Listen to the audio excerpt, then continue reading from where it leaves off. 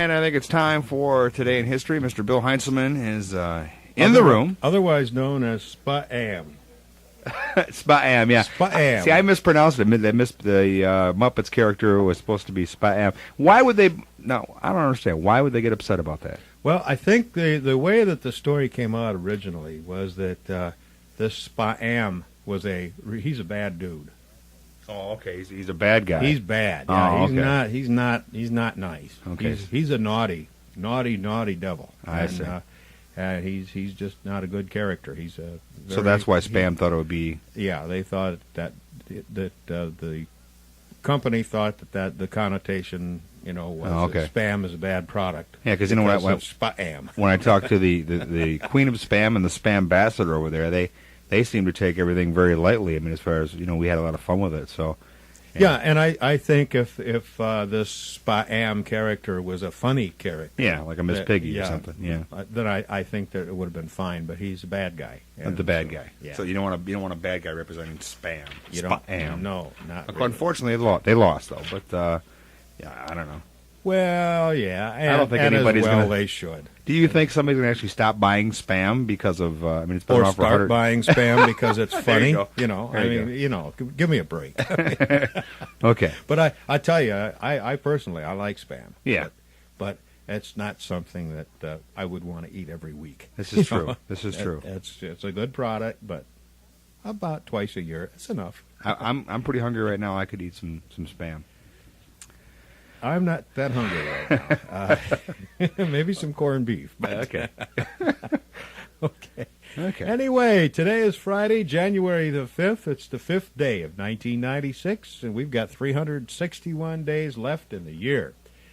100 years ago, on January 5th, 1896, an Austrian newspaper, Wiener Presse, published the first public account of the discovery by German scientist William Roentgen about a form of radiation that became known as the X-ray.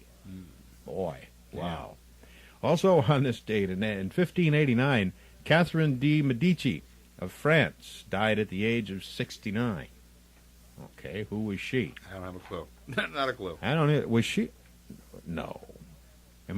Catherine what now? Was she the one who posed for the Madonna? Or the portrait, the Mona Lisa? Was that Catherine Medici? No, I think it was. De Medici? I can't remember. No, I can't remember. Whatever. In 1781, a British naval expedition led by Benedict Arnold burned Richmond, Virginia.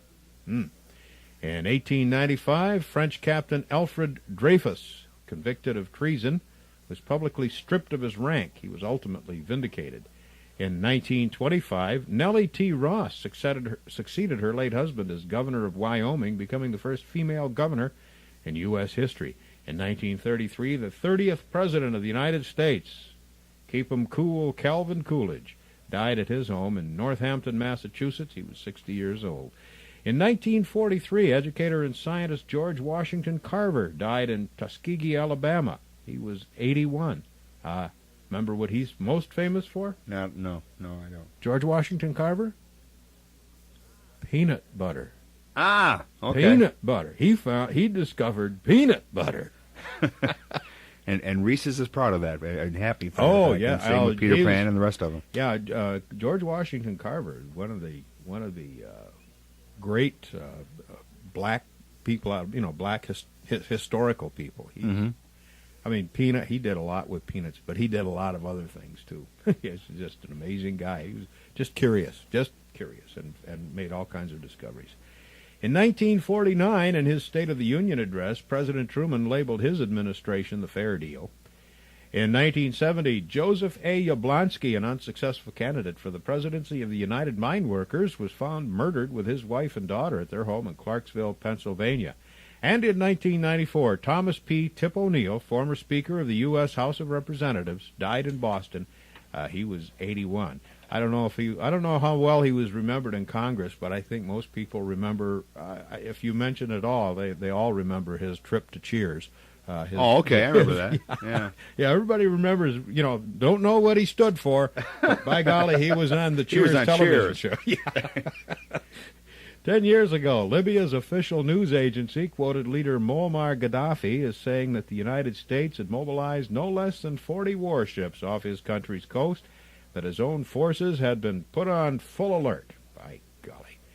5 years ago, President Bush met at Camp David, Maryland, with UN Secretary General Javier Perez de Cuellar to discuss the Persian Gulf crisis. The same day, a pre-taped radio address by Bush was broadcast in which the president warned Iraq time is running out. 1 year ago, President Clinton received Republican congressional leaders at the White House declaring we can do a lot of business together on reforming the way the government works, and they're still apparently meeting, trying to figure out how the government spends.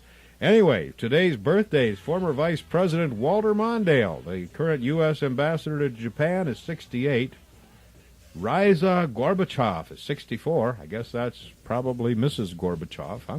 Probably. Football Hall of Fame coach Chuck Noll, 64. And King Juan Carlos of Spain is 58. Thought for today comes from Herbert Samuel, English political leader who died in 1963. Says the world is like a mirror. Frown at it, and it frowns at you. Smile, and it smiles too. Oh, he was a poet, too. Wasn't that nice? And didn't know it. It was cute. It was cute. Yes. Okay, other birthdays in the entertainment world. Let's see. Robert Duvall, actor Robert Duvall, is 65. Actress-director Diane Keaton is 50. Actress Pamela Sue Martin, who I'm not sure who that is, but she's 43. Do you know who Pamela Sue Martin is? Mm-mm. Okay. I'm glad you don't know the name, but I don't. Yeah, it sounds familiar. Yeah. Okay, we've on January 5th on this date, 1975, The Wiz, a musical version of the Wonderful Wizard of Oz. Boogie on down the road. Yeah, that was Michael Jackson, Diana Ross. Yeah, I think that's when Michael Jackson decided he wanted to look like Diana Ross. I think you're right. Yeah, because back in that movie, that's before he had all that facelifts. Yeah, he looked like just a nice looking black kid before that movie. Cut everything off after that. Yeah. Wasn't who was the other guy? Oh man, I can't remember. Anyway. Okay. The Nipsey Russell. Nipsey Russell, yeah. Nipsey Russell. I think he was great. the Cowardly Lion. Or the Tin Man, or one of them. Anyway. Yeah. Okay. I haven't seen it in so long. Anyway, it was it featured an all-black cast.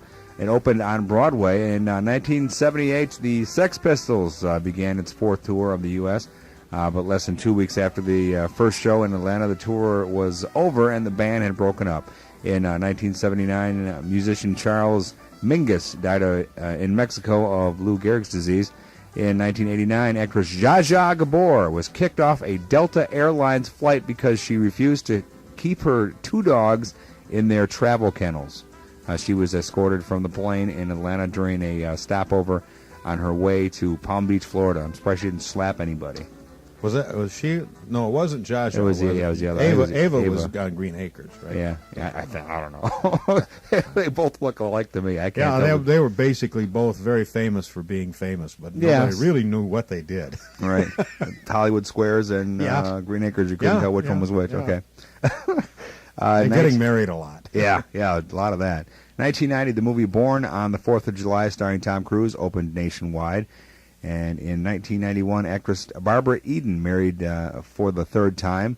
The wedding was held in San Francisco, where she stayed for a brief honeymoon. Okay, well, that's pretty much it. Bill, I found that story I was going to talk to you about.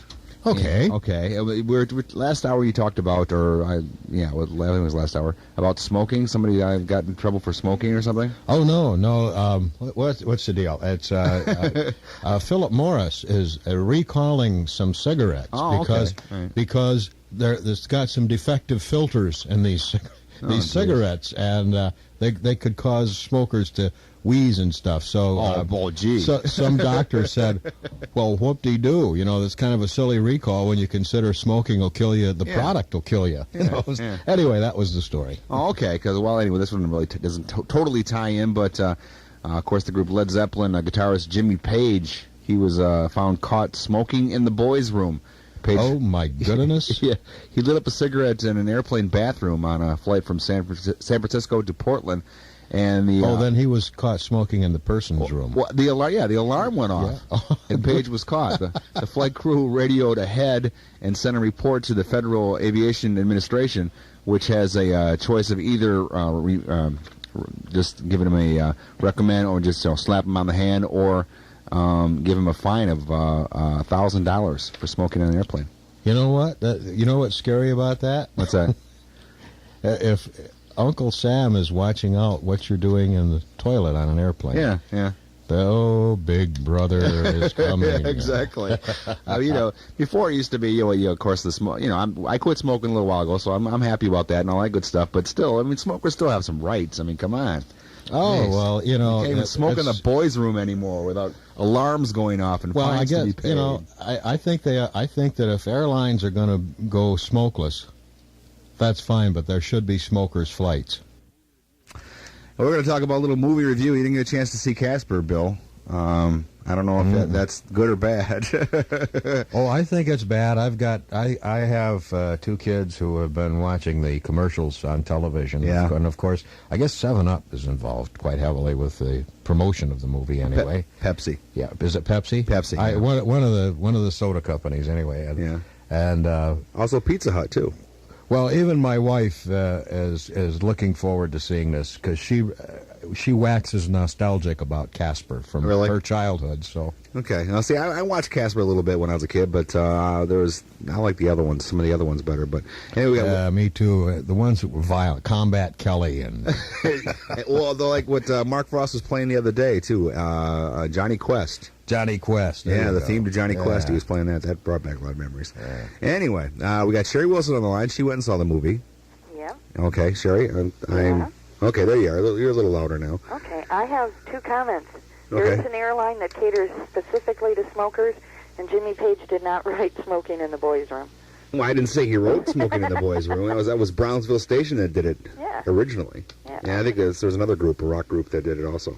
But now we're going to ask more trivia questions that people have already been calling to tell us who was the lead in, which Bill would know this, who played the lead in. Oh, is that the trivia question? We can use it as a trivia question because I know what it is now. I know what it is now. I won't say it if that is. Yeah, because I know what it is now, and I think you do too, right? Yeah. You remembered it now? I thought of it. Okay. So we'll use that as a trivia question. So everybody can be thinking about that right now. Who played Gomez Addams in the Addams Family, the movie? Not because somebody called me and said John Astin did the TV show. Yeah, the TV show, but we're talking about the movie. Okay, so that'll be the trivia question. So you can already think about that, and we'll probably call our number 4 or 5 when we get done with movie review. But not yet. Not yet. Okay, now one quick thing here. We have someone else helping out with the movie review.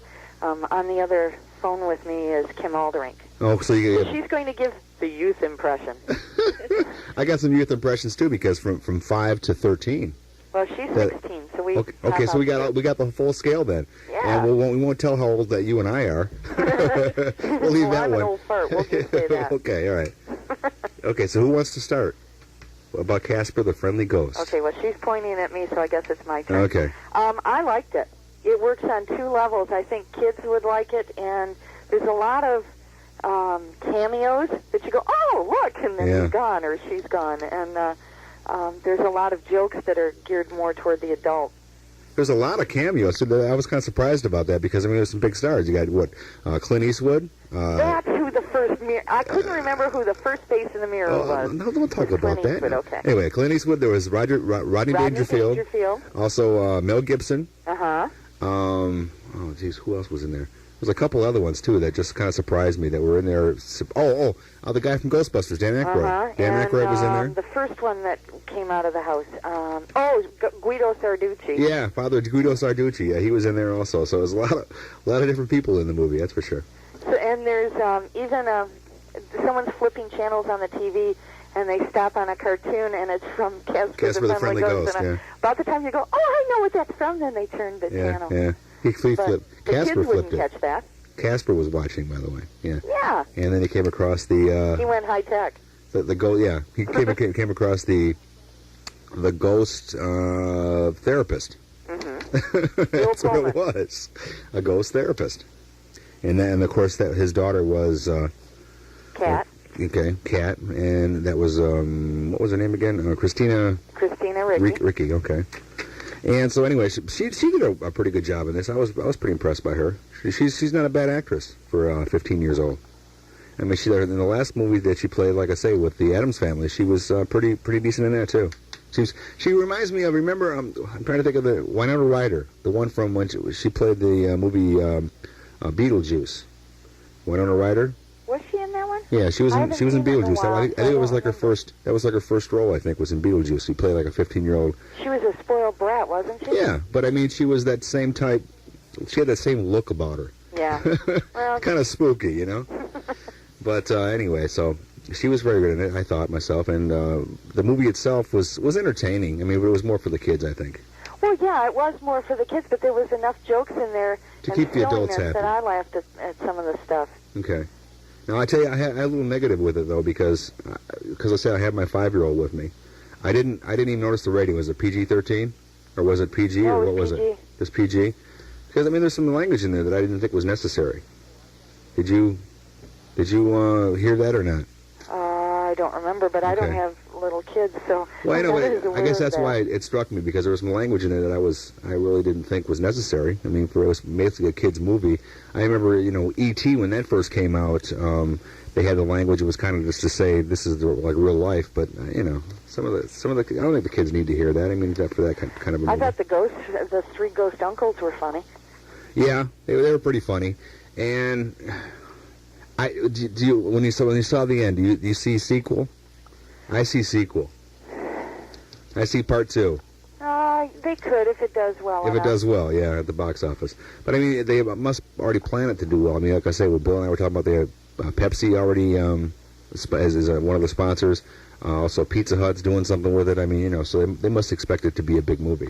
Well, it's an Amblin film. Spielberg. Right, Spielberg, exactly. So, as far as you go, you thought it was I enjoyed entertaining. It. Yeah. Yeah. That's pretty much what I thought. Okay, now let's hear from who was our Kim? Okay. I really loved it. I was expecting a little kid film when I went, but it wasn't. It was something everybody can enjoy. It was great.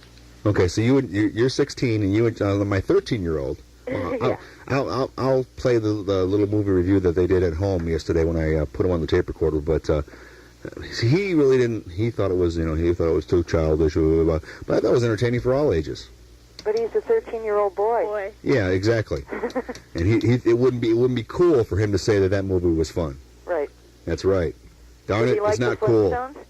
Yeah, he did. Did he? Yeah, he did. Okay. Well, he was 12. Yeah, he was 12 then. There you go. Okay. So as far as we all pretty much give it a thumbs up then. Okay, so let me play the quick movie review from the kids, and then we'll do a little trivia, okay? Okay, so hold on. Okay. We just got through seeing Casper the Friendly Ghost. Amanda Louise Osbo is 5 years old, and she wants to tell you what she thought of it. What do you think of Casper, Amanda? Oh, that was good. Thank you very much. Nathan, what do you think? What do you think of Casper? I thought it was good. What did you like about it? I thought it had some pretty cool special effects. Did you think it was a good movie, though? Yeah, it was funny, and... Did you like the ending? Yeah, the ending was pretty good. You think there's going to be more Caspers? Maybe. I think there's going to be more Caspers. I think we're just going to see part 2. What do you think? I liked it about the house. What about the house? I liked when the 3 ghosts came out. Yeah? Did it scare you? No. No? How come you were holding my neck real tight then? Just because you love me? Oh, okay. What about you? Hmm? You gonna say anything? I thought it was more for a kid. Little kid. Oh, how old are you? 13. And you didn't like it at all? No. Why didn't you like it? It was boring. You thought it was boring? Yeah. You didn't even like the special effects? It was alright. Did you like the house? I thought it was kind of old. It's cool. The house is awesome. So you like the house too? Yeah, it was pretty cool. Big. Real big. Is there anything else you want to say about the movie? I recommend it. It's good. How old? I'm 11. Yeah. Okay, Amanda, what do you want to say? I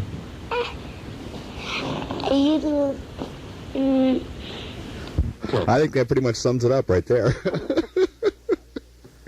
Yeah, that last statement by Amanda pretty much said it all. Anyway, yeah, as you can tell, my 13-year-old Peter, he just wanted to be. It wasn't cool enough for him. It wasn't cool.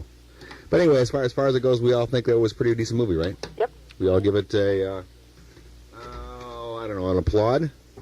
I lost my wonderful drum roll here. I can't find my drum roll. Should we applaud over the phone? Huh? Should we applaud over the phone? Sure, go ahead, because I lost my drum roll. Someone took my drum roll. There we go. That was good. That was good. Oh, here it is. I found it. But that was good enough. But anyway. I got to have my drum roll. Well, everybody needs a good drum roll. Or That's a right. good rim shot. Yeah, okay. For when you tell a joke. Okay, so we all except for my 13-year-old, applauded the movie. But like I say, I think he just didn't applaud it because to him it wasn't cool. It wasn't cool anything. I mean, that's not Die Hard. Well, yeah, that was it, because he loved Die Hard with a Vengeance. We saw that last week, but anyway. Okay, well, I think a trivia question. We should ask that. What do you think? Because we got the AAA report coming up next. Okay, that one shouldn't be too hard to get a winner to. Okay, the movie that we were trying to think of. Okay, we thought of the movie was Addams Family, of course, and the person who played Gomez in the movie, not the TV series, but the movie. Okay, name him. He just died recently, and his last movie was Street Fighters. It seems like there was another movie after that one, but I didn't get to see it. So. What, with him? With the gentleman. I almost said his name too. I almost did too. Okay, so we're taking caller number 3 on this answer, 798-2222, and answer us. Who is the gentleman who played John Adams in the Addams Family movie? Gomez Adams, I'm sorry. Oh, that's John Adams John Aston was the first. Okay, I'm getting totally confused here, so I think I'll take the phone now. Thanks for talking with me, Sherry. All right, bye. Bye. Okay, I think I got the answer, the question right. I don't know. Anyway, so caller number 3 will win. And we'll talk with the funny business comedian, Mark Reedy. Good morning. Good morning. What's happening, Oscar? Oh, I don't know. Not much right now, but except for our phone lines we're having a little trouble with. But we'll get through this. Yeah. We'll talk with Mark Reedy. Hey, how's it going, Muskegon? Okay, so you're going to be at the Manhattan Club right here in Muskegon. Yes. That sounds very New Yorkish. New Yorkish? The Manhattan Club, the Manhattan Club in Muskegon. Well, I guess there's a lot on the name. Yeah. You're going to be appearing, I guess, with Rich Brown. Or Rich Brown's going to be appearing with you, I should say. Oh, yeah. We play with each other. So. Oh, okay. I mean, on the road, well. Yeah, okay. However you take that. Yeah, well, whatever. Whatever gets you guys going. That's all that matters. Yeah, he's a fellow comedian from Chicago also. Oh, really? Yeah. Now, very funny guy. So it's going to be a good combination. Now, where you calling from today? Okay, right now I'm working in Toledo, Ohio. Over in Toledo? Yeah. But I'll be down there in time for the show. Now, what do you think of Ohio? Oh, Ohio, flatland. That's what I thought of Ohio. I dated a girl named Ohio. Flatland. Okay. So, so you have any routines you might be doing over there that you can share with us, or you have to go through the whole thing? Oh, yeah, it's kind of long, but I do a lot of observational things. So, okay. I mean, each little town is different. Like I noticed the people here in Toledo. Yeah. They say that the people are very friendly here. Uh-huh. And I guess I got a flat tire, and I didn't notice that. You did? My car's still sitting on the road as I speak.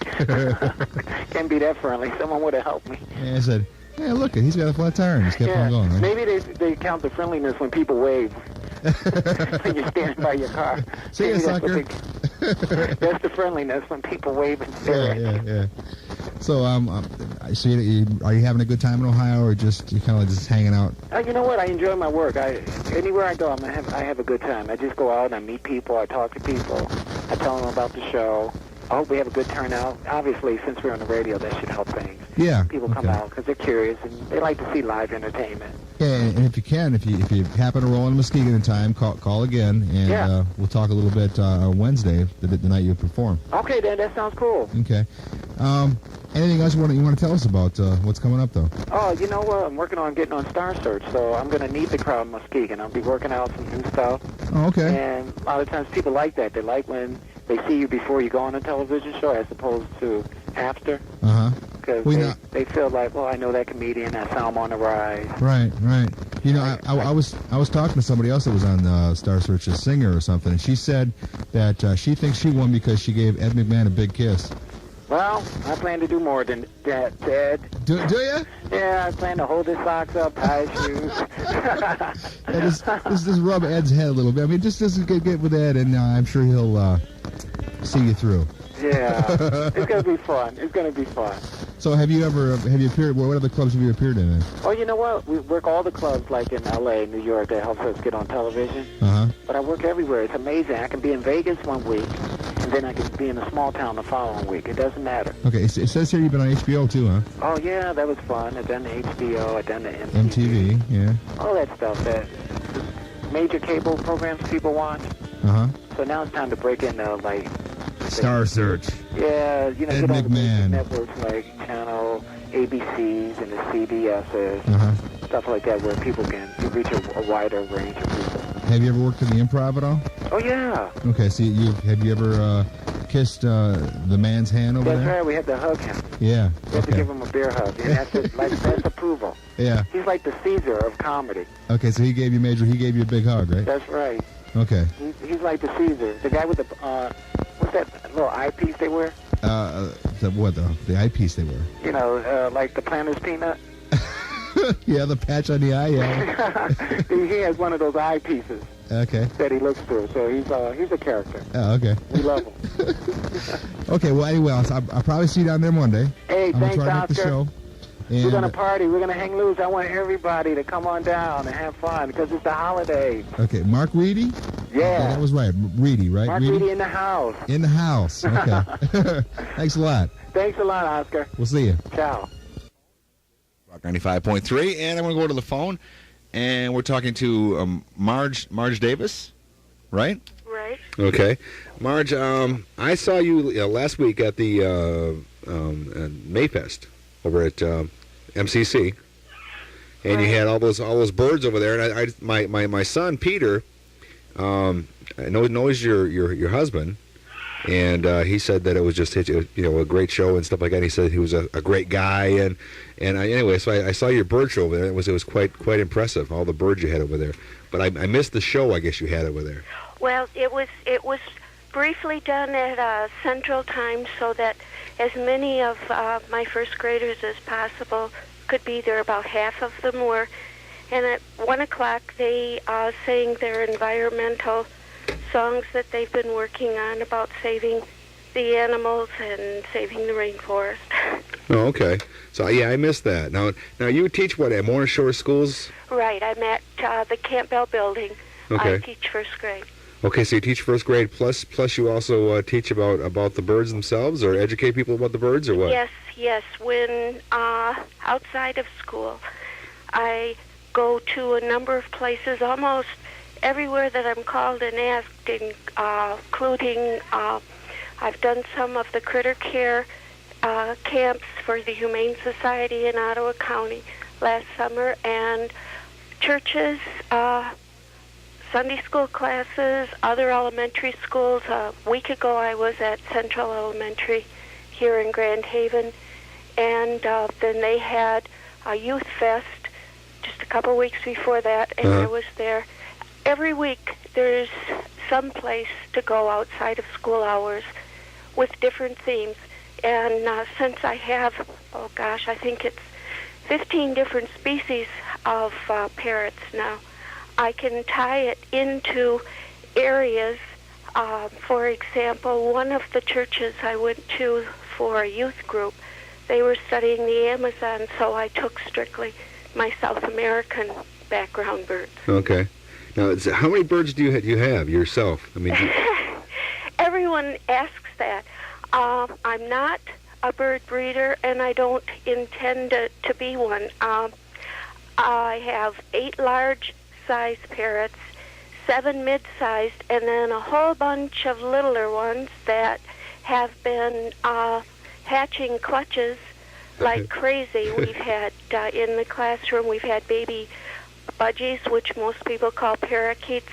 Many clutches of those have hatched. Okay. We now have some baby lovebirds that I'm hand feeding, baby cockatiels. We've had a baby dove. Oh, really? it's hard to pinpoint on any given day how many birds there are.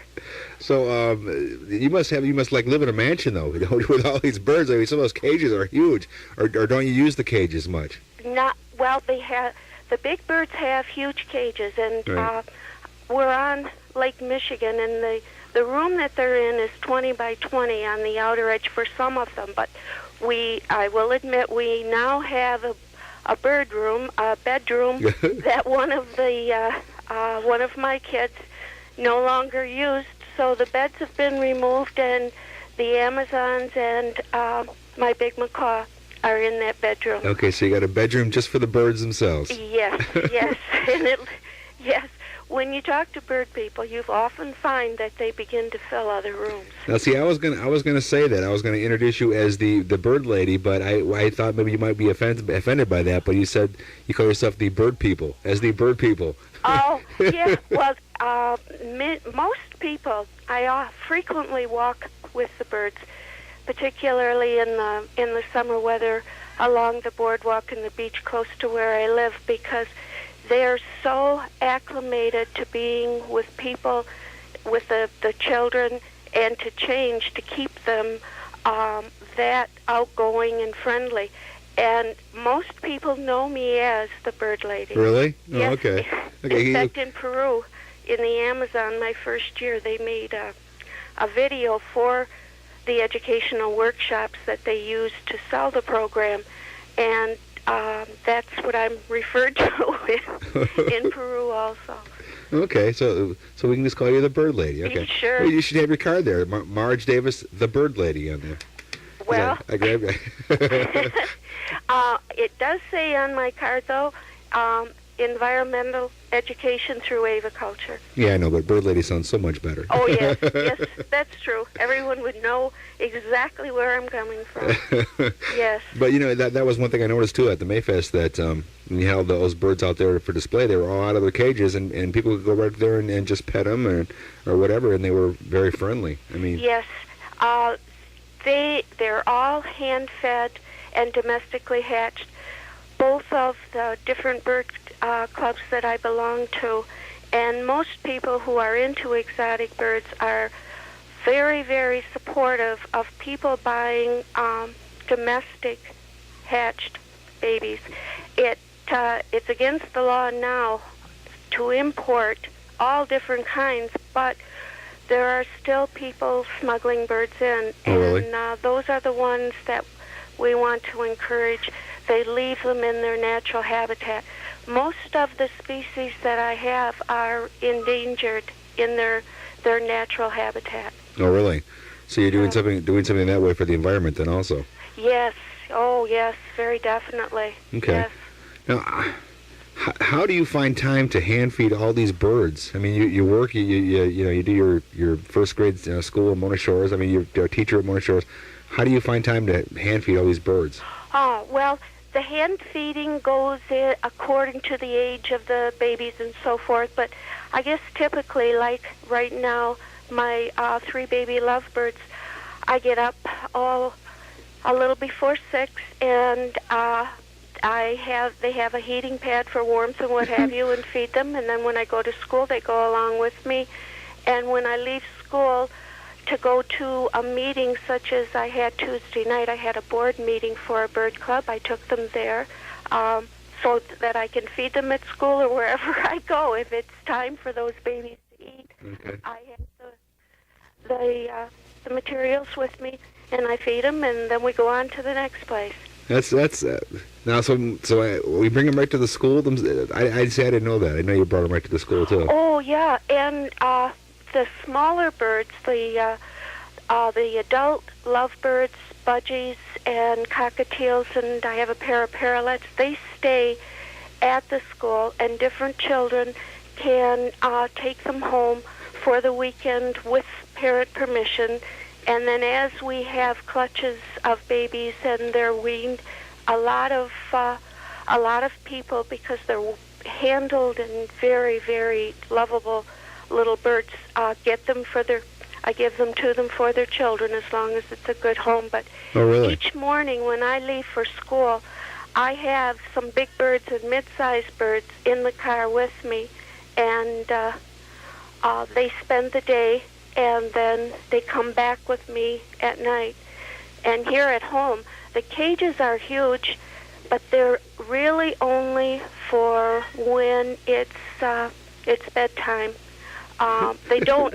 Some people have the idea they roam throughout the house. They don't do that. They are confined to the area where their cages are, but they do have swings and play gyms and toys and all of that. So these birds probably got a better room and playroom than most kids get, right?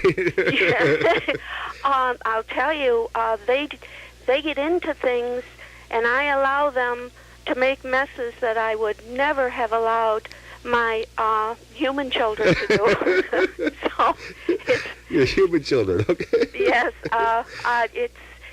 I get reminded of that too. Yeah, okay, all right. That's like I say, I was very, very fascinated by the birds. I mean, they were so, like I said, they're so well behaved. I've never seen birds like that before. I mean, because usually they're always caged up, and you always got little signs on the cages. Please don't put your fingers by the cage because. Oh, yeah, no, that's the thing that through the bird clubs, through education, that we hope to change. That there is the possibility, and the exotic birds have been called the pet of the 90s.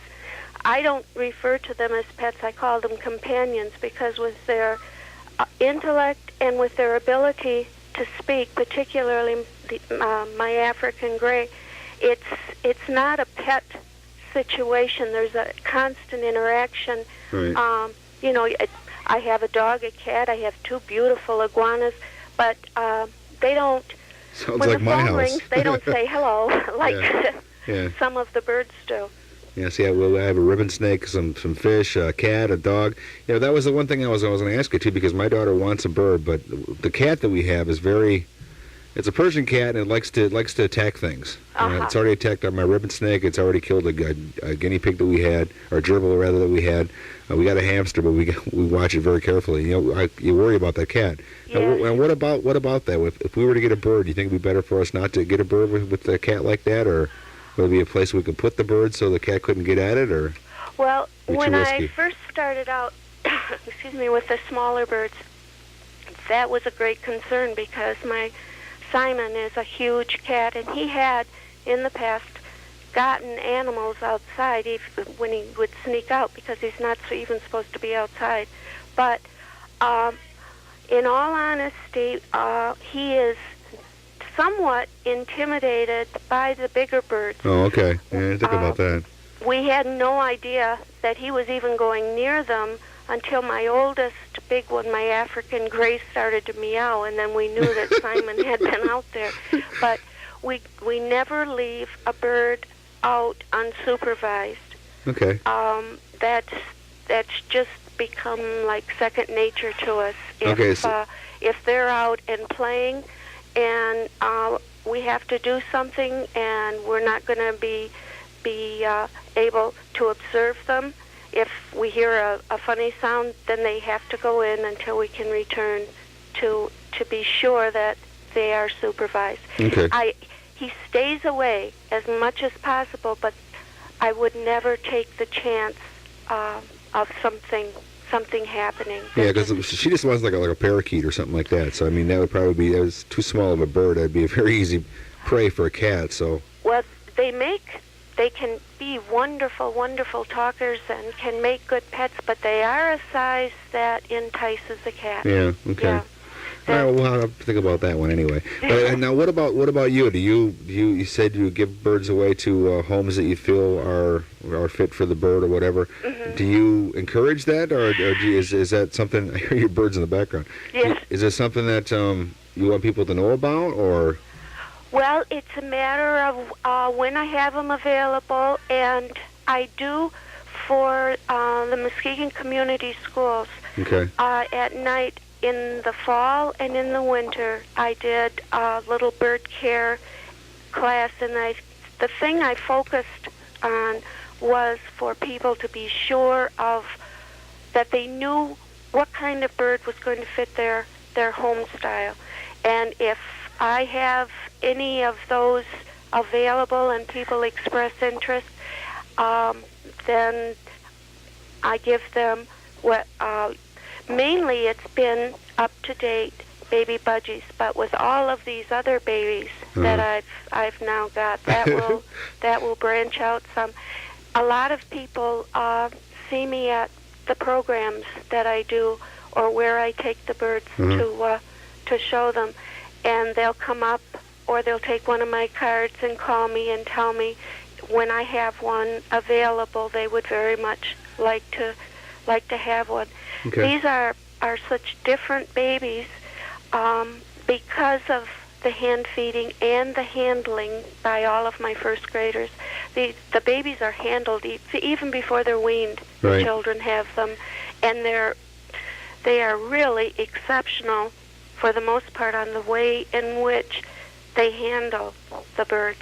It amazes people who are bird people who've been at it for years. Oh, okay. Even the bird people, it amazes. Okay, yeah, because like I said, I was very surprised, all those birds out there in the cage.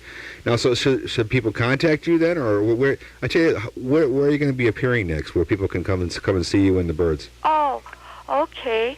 Well, I don't have dates and what have you yet. Although next Thursday night, my kids are going to do a little bird show at my school down on our end of the hall on the west end of Campbell School in Mona Shores. Okay. And they're going to be by the different species to tell. They each have a big report book, and they can tell them who it is, what it is, where they're found in the wild. These first graders all know the tropical continents that they come from and which one is from which one. And there are some other bird club people who are going to bring in some different kinds of birds, very rare hyacinth macaw. It's reaching the point where there are probably more domestic ones than there are left in South America. And then around 7, the kids are going to do their songs, and they're putting together a skit on a wonderful, wonderful book, The Kapok Tree. Chicken pox has hit my room. We have 5 out right now, but we're filling in spaces so we can do that. And then I have, with no confirmation dates, some groups coming up this summer. But really, I guess just calling me would be the way I've been doing it so far. And it is something that is a commitment and a passion. There is no fee.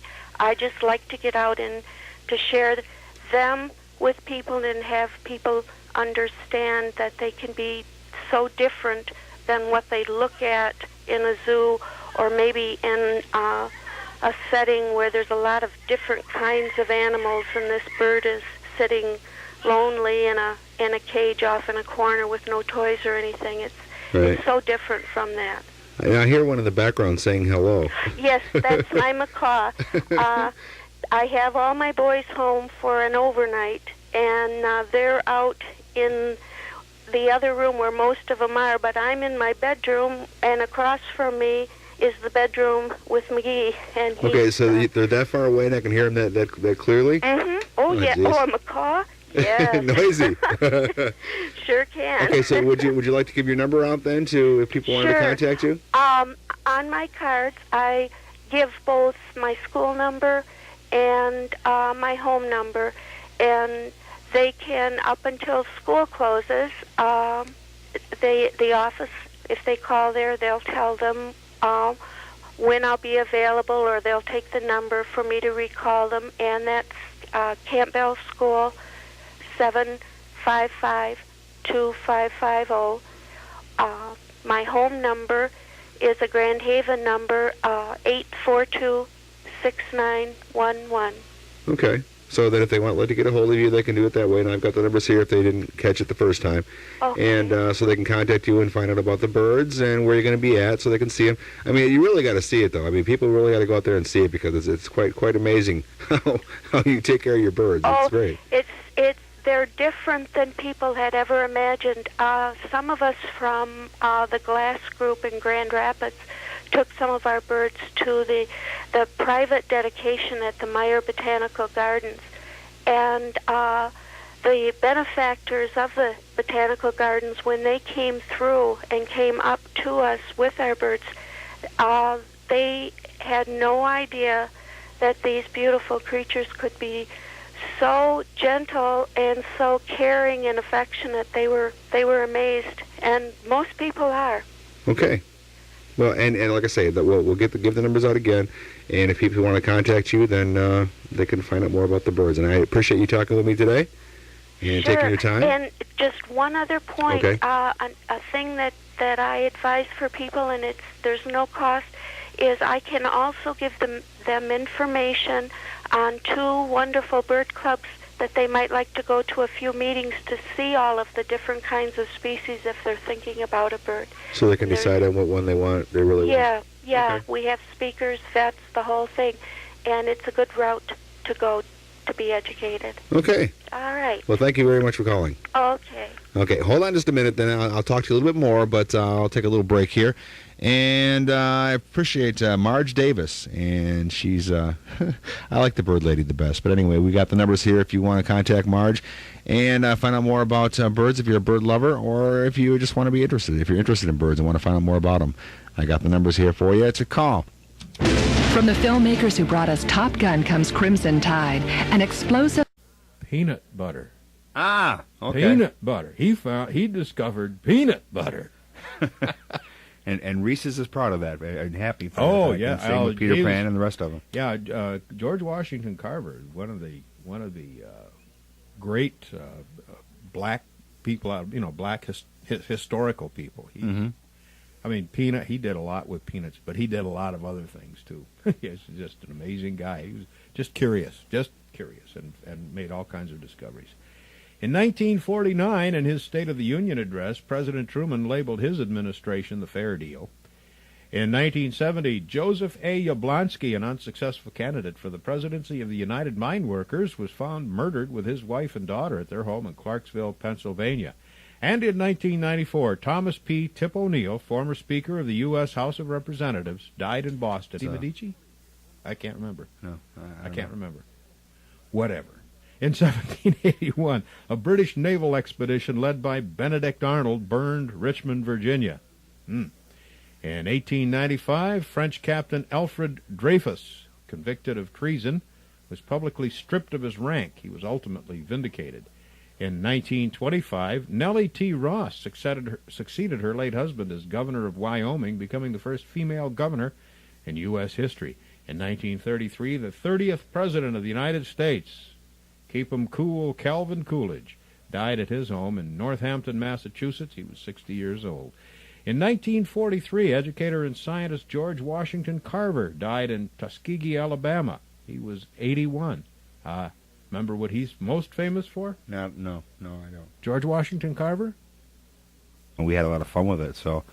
Yeah, and I think if this Spam character was a funny character... Yeah, like a Miss Piggy or something, yeah. Then I think that it would have been fine, but he's a bad guy. The bad guy. Yeah. So you don't want a bad guy representing Spam. You don't. No, not really. Unfortunately, they lost, though, but, yeah, I don't know.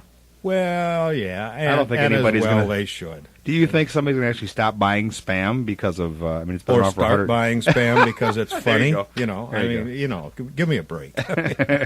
Okay. But I tell you, I personally, I like Spam. Yeah. But it's not something that I would want to eat every week. This is true. This is true. It's a good product, but about twice a year, it's enough. I'm pretty hungry right now. I could eat some Spam. I'm not that hungry right now. Maybe some corned beef. Okay. And I think it's time for Today in History. Mr. Bill Heinzelman is in the room. Otherwise known as Spam. Spam, yeah. Spam. See, I mispronounced it. The Muppets character was supposed to be Spam. Why would they... No, I don't understand. Why would they get upset about that? Well, I think the way that the story came out originally was that this Spam... he's a bad dude. Oh, okay. He's a bad guy. He's bad. Yeah, oh, okay. He's not nice. Okay. He's a naughty devil. I see. He's just not a good character.